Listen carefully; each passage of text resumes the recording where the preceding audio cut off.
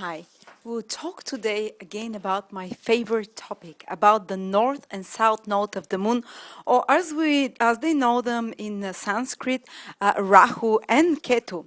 And these 2 points, they're not exactly planets, they're points. They define the karmic fate of the person. They actually show one of the most interesting thing in the chart. And if you learn how to understand just Rahu and Ketu, it's enough. You can learn so much about the person. You can know their biggest insecurities and their biggest strength in their character.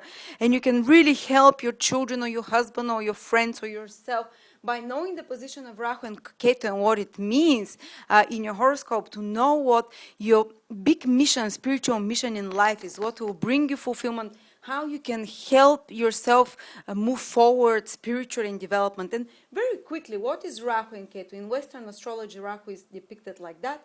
In Eastern astrology, and Ketu is depicted like that. And Ketu is the south node of the moon, Rahu is the north node of the moon. And very quickly, what exactly do they represent, for those of you who want to know a bit about the background? The moon and the sun are the consciousness. The moon is the personal consciousness. The individual, how you perceive the world. So it's basically the separate individual with its ego. It's the ego consciousness, separate individual mind of the person. While the sun is the big consciousness, the consciousness of the all, of the Godhead or whatever, of the universe, and the ultimate goal of everyone's life is to merge the individual consciousness with the higher consciousness, with the one consciousness, to become one. And this happens over hundreds and hundreds of reincarnations, where very few people have managed to merge, some yogi or Jesus Christ, or saints, and we're still on that path, but we can help with every life, we can help move further the merging of the lower consciousness, the moon, the individual ego consciousness with the higher consciousness, which is the sun. And Rahu and Ketu, the south and north node, represent the point where the sun's ecliptic crosses the moon's ecliptic, actually where the moon's ecliptic crosses the sun ecliptic. And that's why they indicate the positions of growth in the person, of most spiritual growth, because we want to merge the moon and the sun in our consciousness. The moon rules, the moon and the sun, they rule 2 higher glands and chakras in the mind, in the head.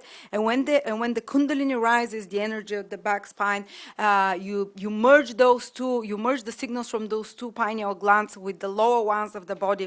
And this is when higher consciousness is achieved. This is when person achieves clairvoyance or nirvana, or unifies their consciousness. They no longer feel separated. They feel like everything is one.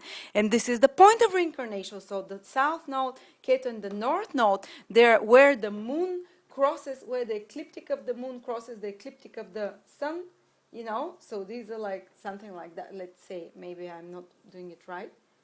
So something like that, And one side would be the north-south is Rahu, the north node of the moon, and the south side is Ketu, the south node of the moon. And Ketu is something which indicates in your horoscope what you have to detach from in order to grow towards this, in helping the spiritual process within yourself, in fulfilling the mission. Ketu is something you have to let go. Rahu is something that is a bit of a chaos in your life because you haven't developed in your past life. It's something you have to embrace and work on and develop, because this is where people stumble the most. Ketu is something you have developed a lot in a past life or in the early part of your life, and you have to let go of, not fully detach, not fully, let go of this thing in your life. For instance, if Ketu is with Venus, it doesn't mean you have to let go of relationships, but you have to detach from the concept of this thing. So I'll explain to you later. So now we're going to check when Rahu and Ketu with a certain planet in your horoscope. We checked already when Rahu or Ketu, the north nodes, are in different houses. And whatever house Rahu is, or the north node, you have to develop it. And you have to let go of the house where the south node is, to move your consciousness further, into the merging of the lower and the higher self, the ego with the higher mind, which Rahu and Ketu strive toward. And now we're going to look when Rahu and Ketu are in the same sign, which means conjunct with a planet. If you have a planet conjunct Rahu and Ketu, it means you have to work a lot. It's really like magnified, and it's really stressed in your horoscope because you have some important work to do with this planet. For instance, the sun rules career and goals. If it's with Rahu or Ketu, something specific will be happening in your life about it. And how can you see if you have a planet with the north node or the south node? Well, go to my website, astrolada.com, where I have a birth chart calculator, and enter your time and place of birth. Even if you don't know the time, it's okay. And then you'll get a chart similar to this one. And I just want you to see, for instance, if you see that Rahu is here, I want you to see in the same quadrant, what other planets are in the same quadrant as Rahu. If it's Mars, or Saturn or whatever. And I want you to listen for the videos for any planet which is in the same square or the same sign, as we call, as Rahu or with Ketu. And please watch the videos and listen what you have to develop or let go of in your life.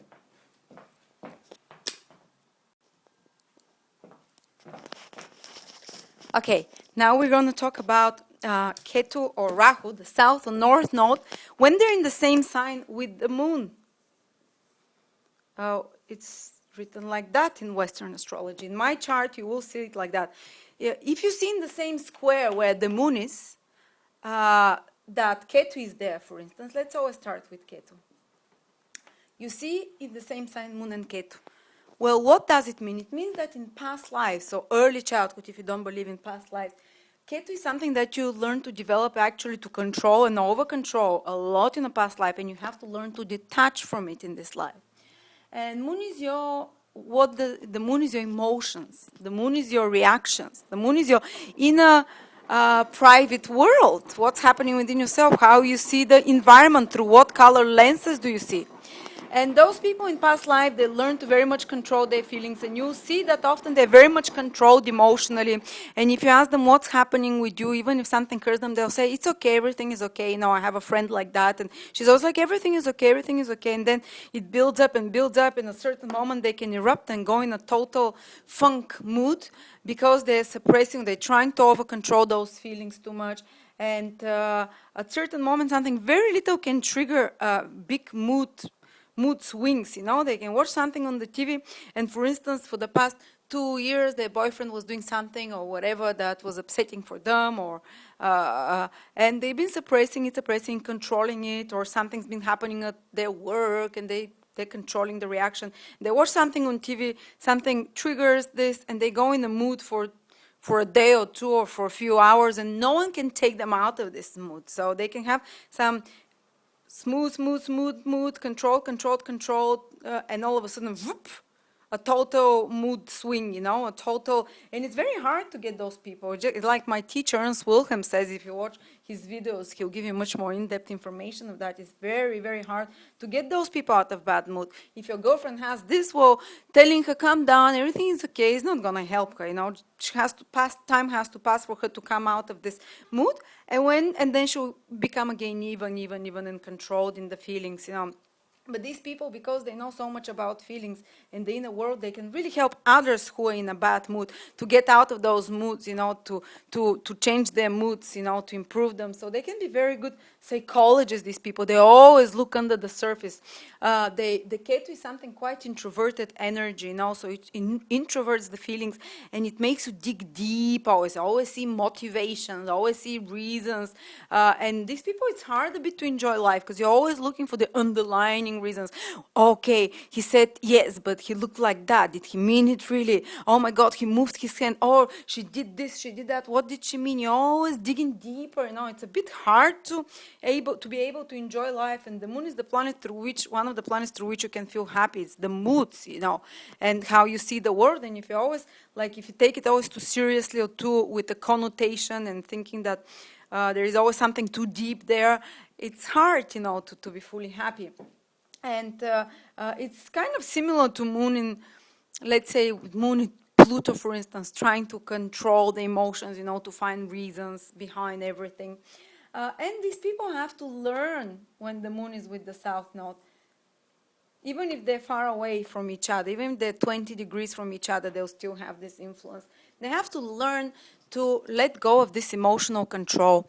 They have to learn to let go of the identification so much with the inner emotional states, not to take these things too seriously, have to deregulate a little bit the zone of the emotional world, have to learn to share a bit more, to Ketu is something you control. Ketu is, as we said, something that you have too much grasp on, and feelings are not there to be controlled.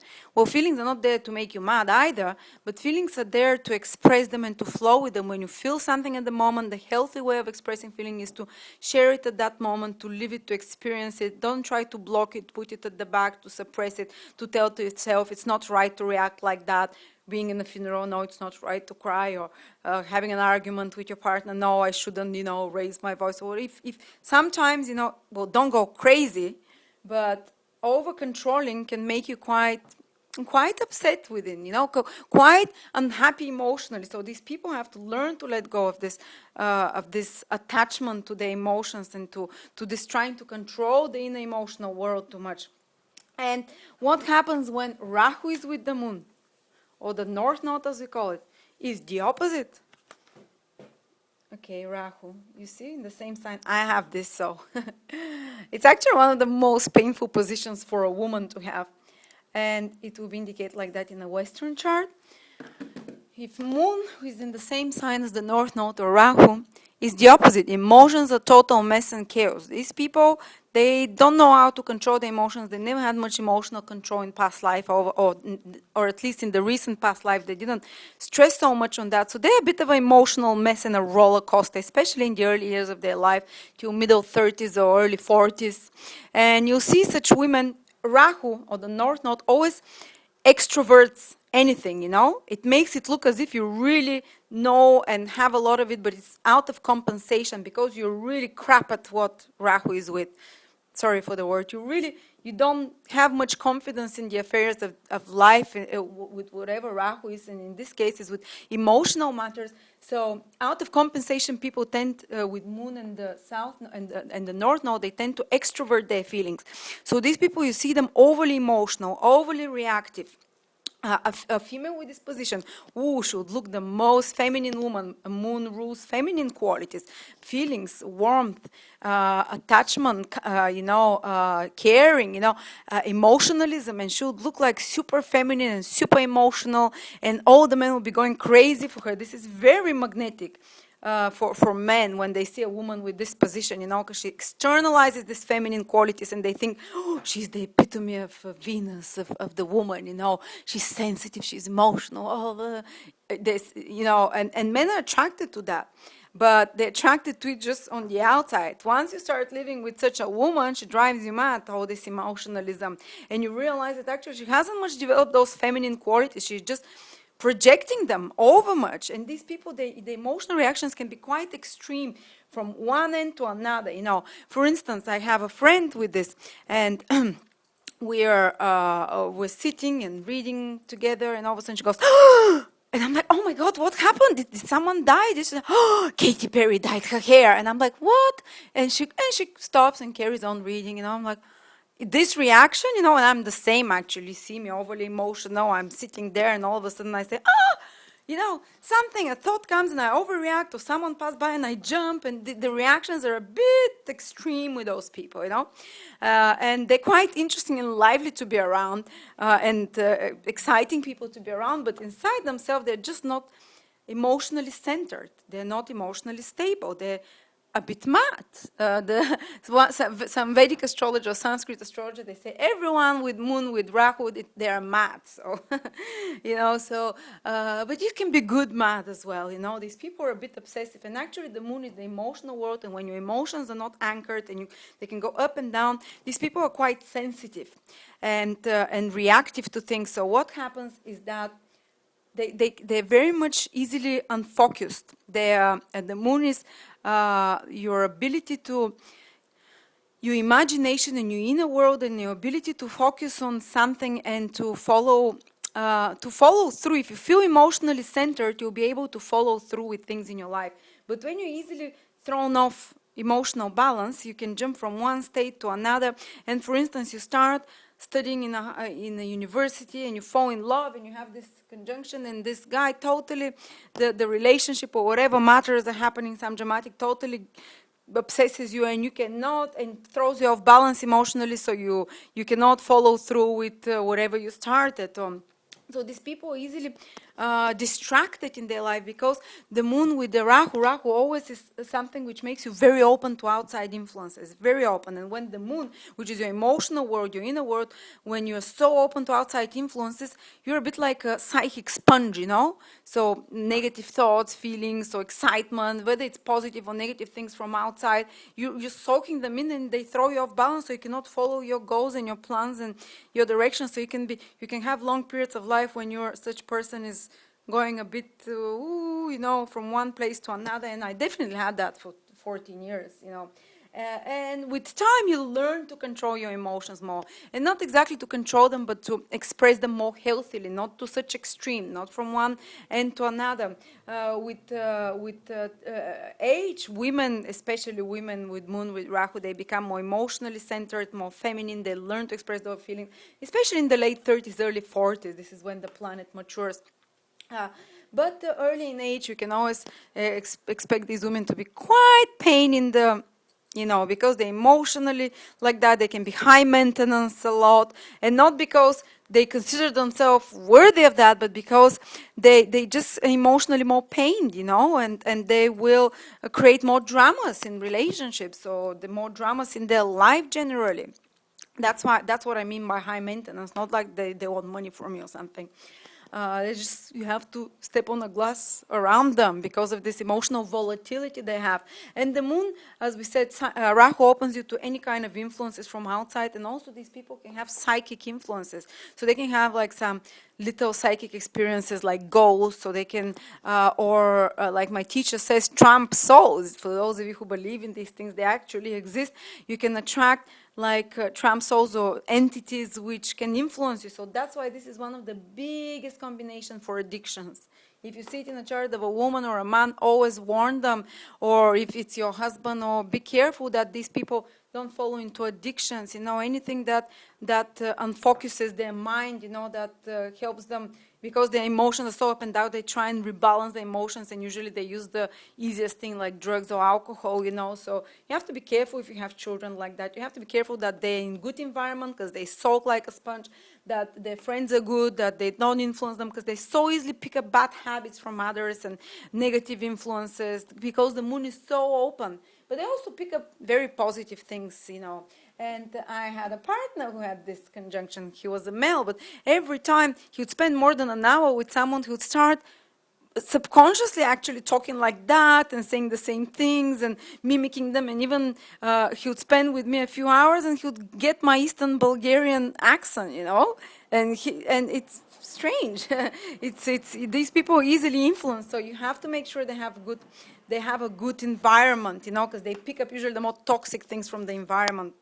And with age, they learn how to control the emotions better, how to balance the inner world, how to focus their mind more, not to allow outer influences to sway them from one place to another, and those psychic negative energies which they can attract. Such people can attract souls of that's why it's one of the biggest combination for madness as well, especially, not everyone like that. I'm not mad, but I've been. The moon also symbolizes your ability to stay present in the moment, to enjoy the present moment, to be centered within your body. And the ability to, the moon is the awareness, the individual consciousness and awareness. So this is the observer within yourself, and this is your soul, the thing that makes you alive. So basically, if you have the north node with the moon, such people are not able to be very much present, to be very much aware in the now. And their mind is always, they're much more centered in the mind rather than in the heart. Their mind is always, the awareness is always going in the future or in the past. And as they say, if you have one leg in the future and one leg in the past, you're pissing all over the present. So such people can feel almost kind of more restless, or this focus in the present, or just not feel total happiness and enjoyment from the present moment, because you cannot stay present in it, in the flow of the moment. And these people have to learn to meditate, to center their mind more, not so much in the head, the awareness, not so much in the head and the mind, because the mind is always running here and there, it's always changing thoughts and going forwards and backwards. If you keep the awareness here all the time, you also become unstable, that's why the emotions start running up and down, because the one thought throws you in this direction, another thought throws you in that direction, so it's very much unsettled mind and emotions from that as well. And from that also comes the inability to enjoy the present moment, because you're always somewhere, So they have to learn to center the awareness in the body, more in this area here, into the center. And it's very hard. For me, I'm still learning to do it, It's thinking more of your body. This can happen through workout, through having some physical activity, through meditation. It can happen through grounding yourself, earthing yourself, just experiencing, trying to think about your body, enjoying the sun on your skin, focusing the attention within the body, so within the present moment, being aware of the present moment. So any kind of techniques which can anchor you in the present rather than in your mind thinking forward and backwards, it will be very helpful. Actually, it can be healing, such a healing influence with people who have the moon with the north node. Because it will anchor your emotions, it will anchor your mind and awareness, rather than bring chaos in it, which Rahu always, the north node, Rahu always does. It brings this chaos, whatever it touches. And it's in your feelings, and in your awareness. And also I've noticed that for men who have Rahu with the moon, very often the moon is the feminine part of the psychic. So a lot of men project that energy. If you have Rahu, or as we say, the north node with the moon, such men actually will attract often, probably more than 60 or 70% of the men. They will not be themselves like that, like I was describing, but they will attract women who are similar to that, who are a bit more emotionally all over the place, or not emotionally so anchored. They'll be very extroverting the feelings. So a person, women can actually delude you emotionally, because they feel very sad, or very immediately the emotions are expressed on their face, and everything, everything they feel, it's as if externalized, and the male thinks, oh wow, she's such a emotional and such a feminine person, but actually it's a bit of a delusion. Such people can use feelings to manipulate others, because they project those feelings, and it's not what's really inside of them. They might not feel those emotions that they project on the outside, and such men can get involved with a bit more emotionally unstable women, with a bit more emotionally, a bit women who are a bit not so centered within themselves, centered within the body, who are working on balancing their emotions, on grounding themselves. And all of my partners, all of my long-term relationship, they have had, these men have had their moon with the north node, because it's me, they attracted this energy in their life through the woman through the woman they're dating. So I brought this a bit of chaos emotionally for them, and so not all men will exhibit this emotional ups and downs. Often they would attract it through the women, and women would always definitely exhibit those characteristics. So as we said, it's very necessary to learn how to ground yourself, for men or women, to learn how to regulate your emotions. And it's very hard to do it with your mind, you actually do it through, as we said, some more breathing exercises, or something a bit more calming. Going to, being in dramatic situations can be very disruptive for those people, because they immediately, they would shoot up and down all the time, they very quickly catch on moods and feelings. So they have to try and keep it more stable in the middle. Otherwise, they can go really extreme, both extremes. And one positive expression of the North Node with the Moon is that these people can actually be very extreme in everything. And sometimes it can be good. For instance, Gandhi had this combination. So he had a cause in his mind, so we went all after it. And he was very extreme in the way in pursuing it, And if you have an ideal or something that you want, the Moon with the North Node is for more aware and more people who have worked more on this combination, they're, especially in the later part of their life, after 35, after 40 onwards, it can give them